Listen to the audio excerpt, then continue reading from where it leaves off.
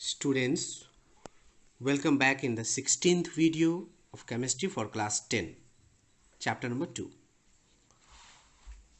इससे पहले बेसिस का कुछ स्मॉल कंसेप्ट्स मैंने दिया था पिछले वीडियो में. होप करता हूं कि सभी स्टूडेंट्स देखें और समझे. इस वीडियो में हम केमिकल प्रॉपर्टीज को डील करेंगे. बेसिस के केमिकल प्रॉपर्टीज को डील करने जा रहे हैं. केमिकल प्रॉपर्टीज ऑफ बेसिस में पहला property, base plus metal, the results are salt and hydrogen gas.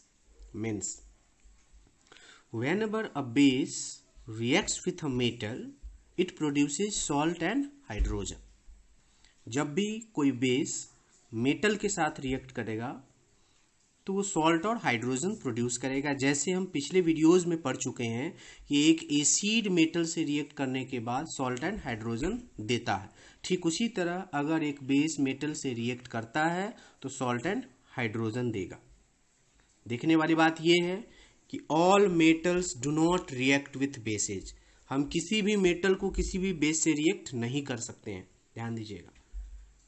इसलिए आपके सिलेबस में सिर्फ एक ही बेस है जो मेटल के साथ रिएक्ट करेगा, सोडियम हाइड्रोक्साइड और zinc.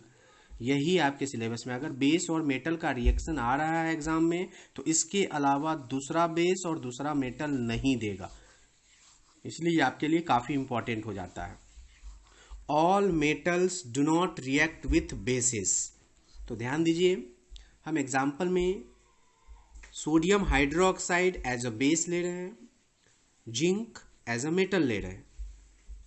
whenever zinc granules reacts with this sodium hydroxide then in result sodium zincate and hydrogen gas are produced. ध्यान दीजिए, ये बेस है, ये मेटल है, तो बदले में एक सॉल्ट देगा और हाइड्रोजन गैस देगा. तो यहाँ का जो सॉल्ट है वो काफी इंपॉर्टेंट है. इस सॉल्ट का नाम है सोडियम जिंकेट. सोडियम जिंकेट एक सॉल्ट है, तो इसमें एक पॉजिटिव और एक निगेटिव आयन होगा. तो यहाँ सोडियम के लिए ले रहे हैं हम +1 और जिंकेट आयन के लिए ZnO2 टर्म है. जैसे कार्बोनेट के लिए आप याद करते हैं CO3, बाइकार्बोनेट के लिए याद करते हैं HCO3, नाइट्रेट के लिए याद करते हैं NO3. ठीक उसी तरह जिंकेट आयन का क्या है सिंबल, ZnO2, और चार्ज कितने हैं, -2. याद रखिएगा, ये जिंकेट आयन है, ZnO2, चार्ज है इसके पास -2, सोडियम के लिए +1. तो क्रिस क्रॉस करेंगे तो Na2ZnO2 आएगा, जिसका नाम हो जाता है सोडियम जिंकेट.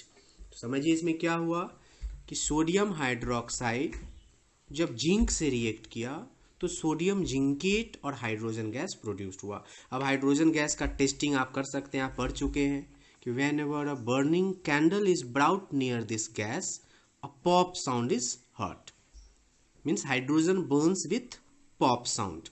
जब भी एक बर्निंग कैंडल को हम इस हाइड्रोजन गैस के पास लाएंगे तो पॉप साउंड देगा, एक पट का आवाज आएगा. ये प्रूफ करेगा कि वो जो गैस है वो हाइड्रोजन है.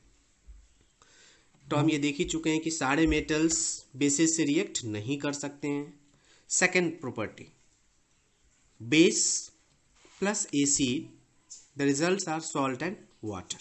Whenever a base reacts with acid, it produces salt along with water. This reaction is also called neutralization reaction that we have already discussed in our previous videos. Neutralization reaction means a reaction between an acid and a base to produce salt and water.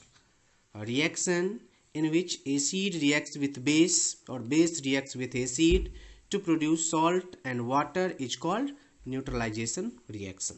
तो यहाँ neutralisation reaction ही है. मतलब हम base का या second property पढ़ रहे हैं. पहला प्रॉपर्टी पढ़े कि बेस मेटल से रिएक्ट करेगा तो सॉल्ट एंड हाइड्रोजन देगा, और दूसरा कि बेस जब एसिड के साथ रिएक्ट करेगा तो सॉल्ट एंड वाटर देगा. और इस रिएक्शन का नाम क्या है, न्यूट्रलाइजेशन रिएक्शन. तो एग्जाम्पल में NaOH हम बेस के लिए लेंगे, सोडियम हाइड्रोक्साइड, एसिड के लिए HCl लेंगे हम.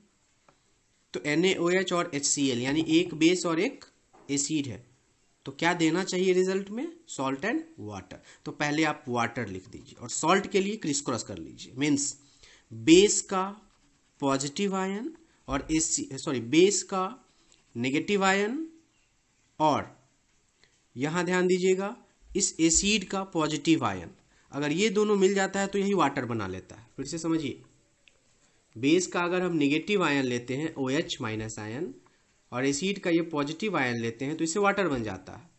और सॉल्ट बनाने के लिए हम क्या करेंगे, बेस का पॉजिटिव आयन और एसिड का नेगेटिव आयन, यानी कि Na के लिए +1 और Cl के लिए -1। फिर से समझिए, बेस का पॉजिटिव चार्ज मीन्स केटायन और एसिड का नेगेटिव चार्ज मीन्स एनायन। तो ये केटायन और एनायन यहाँ मिला तो सॉल्ट दिया। इस सॉल्ट का नाम क्या होगा यहाँ, सोडियम क्लोराइड।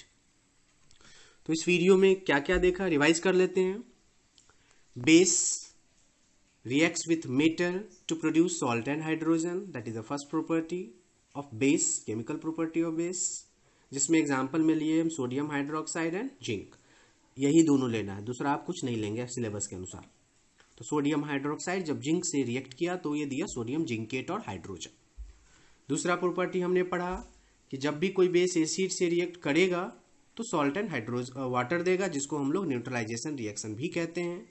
यहाँ वाटर लिखने के बाद अगर सॉल्ट लिखना है तो सॉल्ट के लिए बहुत आसान ट्रिक है, बेस का प्लस चार्ज और एसिड का माइनस चार्ज ले लीजिए, क्रिस क्रॉस कर लीजिए तो आपको सॉल्ट मिल जाएगा। Thank you students for watching this video. Thank you very much.